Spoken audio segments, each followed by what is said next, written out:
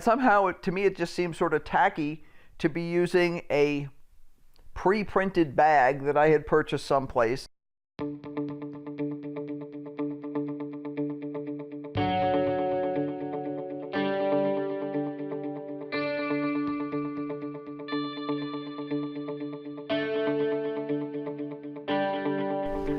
Hi everybody, it's Irene from BrainStormAcres, and I'm going to be doing an unusual, well, not an unusual project.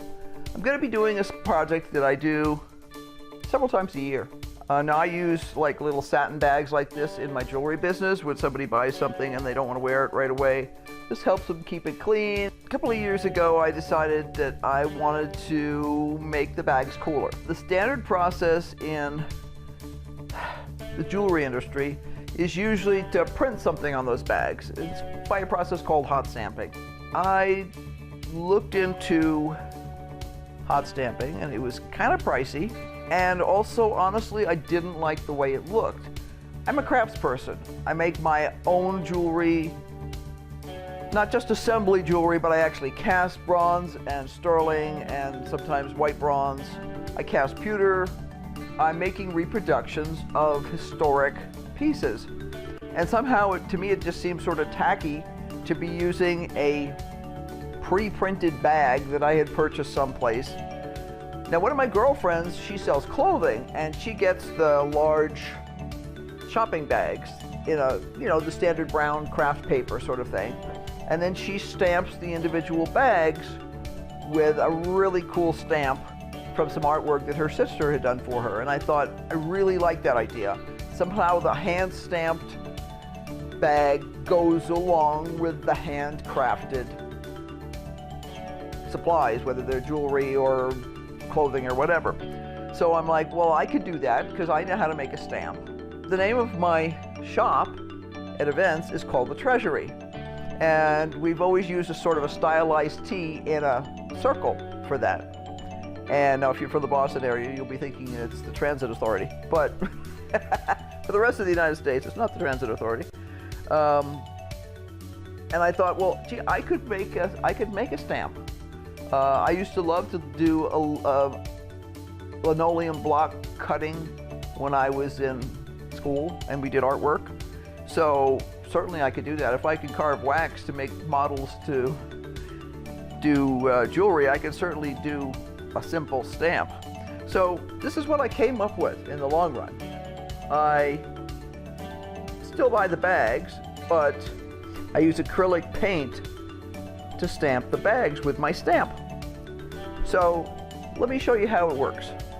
Now this is what I bought, and I went to some place like a Michael's or a Joann's or something like that. Any good art supply store will have this sort of stuff. It's just a handle, and there's various blades that will fit in here that allows you to create a groove in the carving block. Now, when I was at school and we did linoleum block carving, they were sheets of linoleum, usually a little less than 1/4 of an inch thick, that we used. But I wanted something that had a little bit more beef. So I got one of these artist carving blocks. You can see they're about 3/4 of an inch thick, I guess. That gives you something you can actually hold comfortably in your hand.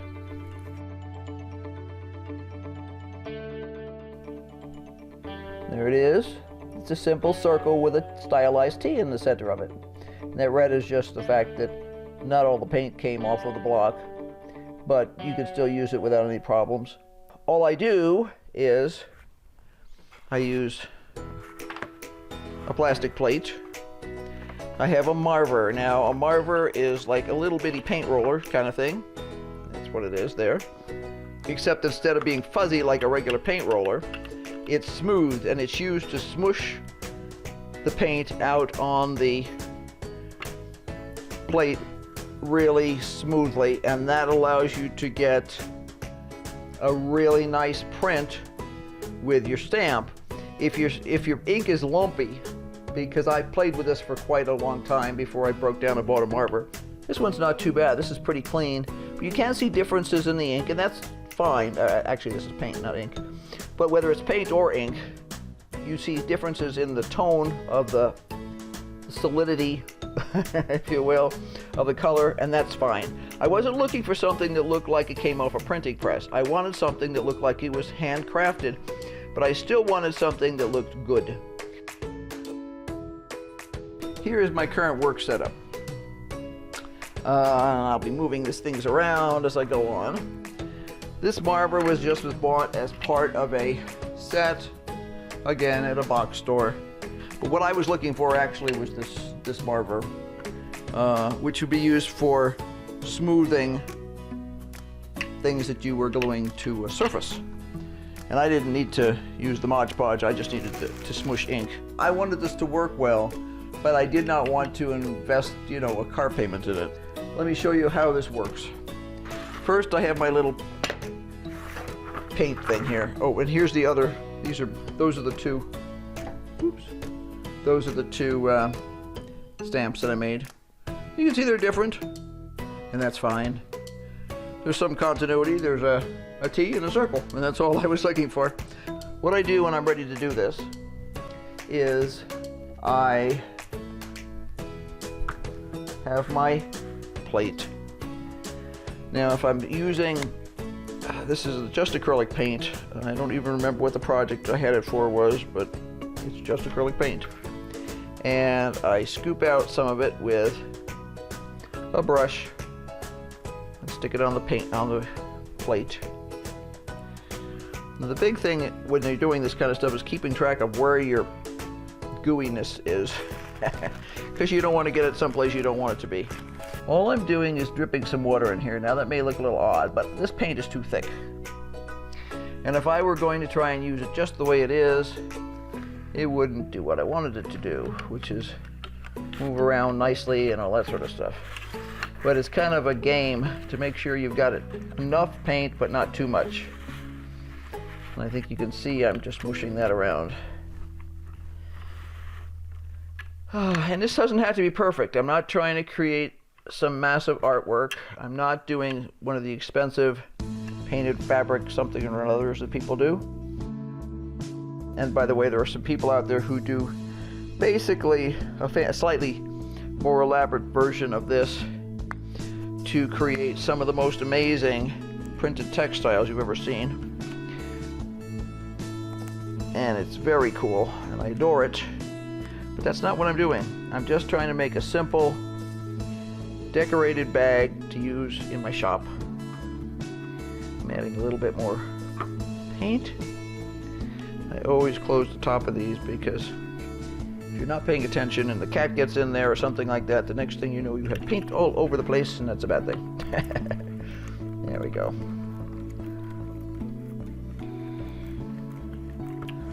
Okay. Now, I take a bag, and one of the things I learned several years ago when I first started this is you have to have something in the bag. Otherwise, the paint will bleed through. So I have this little pile of pre-cut cardboard scraps that I use, and I just slide a piece of cardboard in there, and that lets me print on one side and not mess up the other one.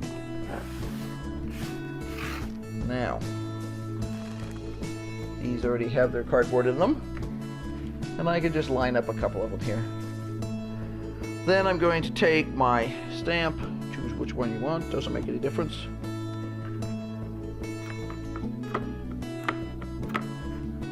And I'm going to check to make sure the whole stamp is covered. And I can see that the circle's covered really nicely. There we go.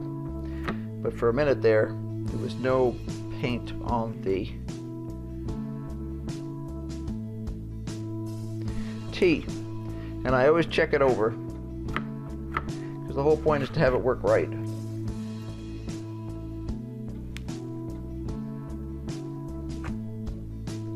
No, not the best, but it worked.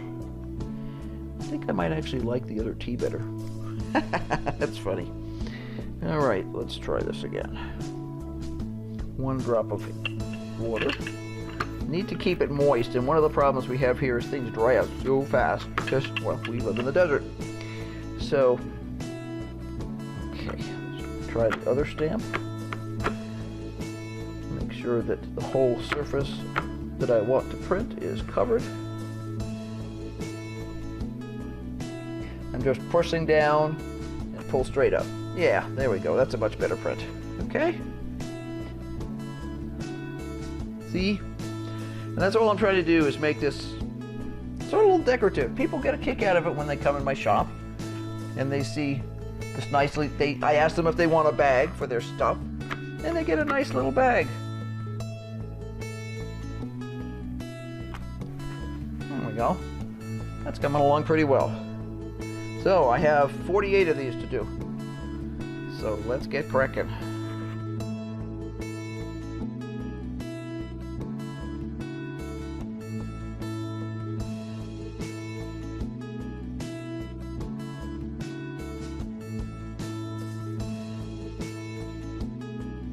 I'm going for sort of a rustic look. So this is perfect. But you could do napkins this way. You could do smooth towels. All kinds of stuff.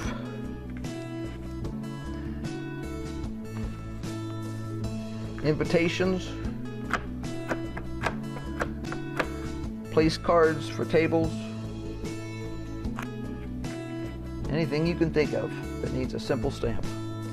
Okay, that's it. I'm going to fill this whole thing and probably overfill it.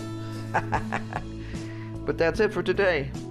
I hope this guy gives you some ideas of some cool things that you could do with stamps. There we go. I'm all done. Well, I hope this gives you some ideas of things that you could print around your house or for gifts or just for anything. It's simple, it's fast, and 24 hours from now, I'll be able to put this all away. Have a great day. See you next time. Bye.